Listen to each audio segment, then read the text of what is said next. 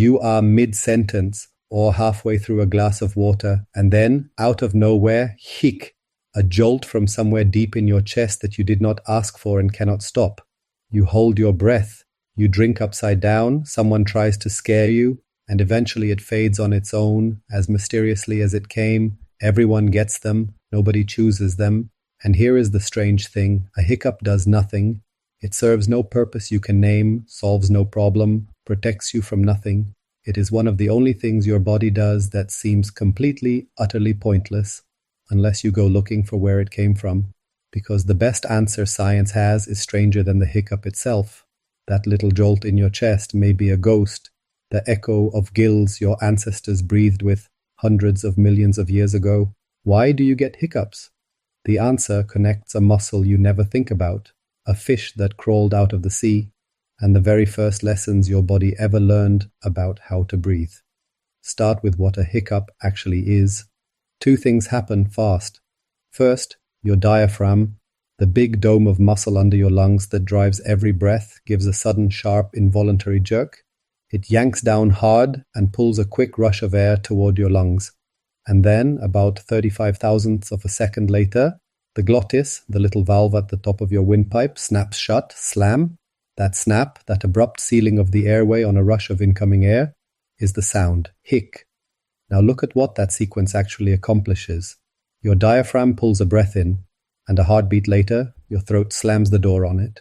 You inhale, and then you instantly block the inhale. The whole violent little event cancels itself out. It moves no useful air. It does no work. Mechanically, it is a motion that leads absolutely nowhere.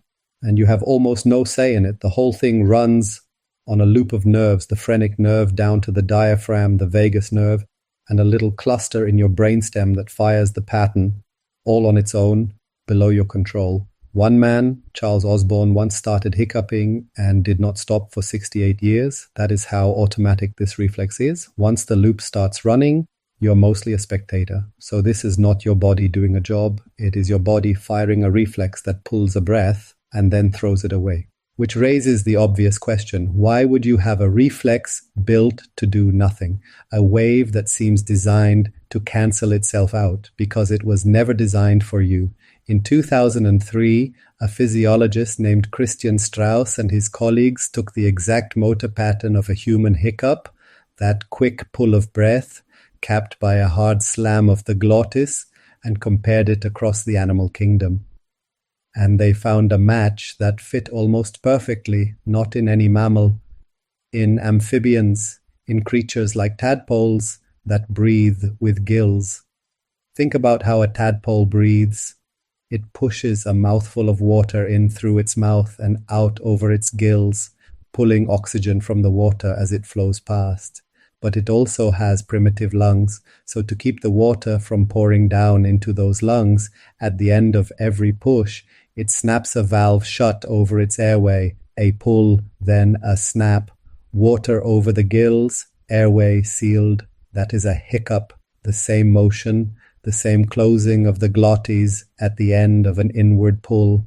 And the researchers found the deep clue. A hiccup is calmed by breathing in more carbon dioxide and switched off by a drug that quiets primitive gill breathing in amphibians. The same buttons. The neural circuit that runs it is ancient, a pattern generator conserved in the brainstem since our fish and amphibian ancestors first hauled themselves toward land something like 370 million years ago.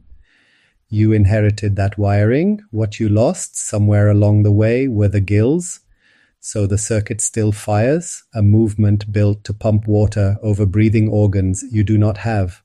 Strauss's point was simple and haunting. The hiccup is not broken, it is a fossil, an old program still running in the dark inside you. But that leaves one last mystery. Because if a hiccup is just a useless fossil, evolution should have quietly deleted it long ago. Instead, it did the opposite, it kept it. And it turns it up highest at the one moment you would least expect. Before you are even born, fetuses hiccup constantly. They start at around 9 weeks in the womb, long before they have taken a single breath of air. premature babies spend an estimated 1% of their whole lives hiccuping. If it were truly useless, that is a strange amount of effort to spend on nothing. So in 2019, a team at University College London, led by Kimberly Whitehead and Lorenzo Fabrizi, wired up newborn babies and watched their brains during a bout of hiccups. And every single hiccup they found set off a burst of activity, 3 big waves rolling across the newborn brain. The third wave looked just like the brain's response to a sound, as if each time the little body jerked, the brain lit up and took note. Here is what they think is happening. When you are born, your brain does not yet have a map of your own body. It does not know where your breathing muscles are or how to command them. And a hiccup is a big, clean, unmistakable signal. Every jolt sends a loud pulse up to the brain that says, this muscle right here just moved. Do that enough times and the brain begins to draw the map, linking the feeling of the diaphragm to the command that moves it.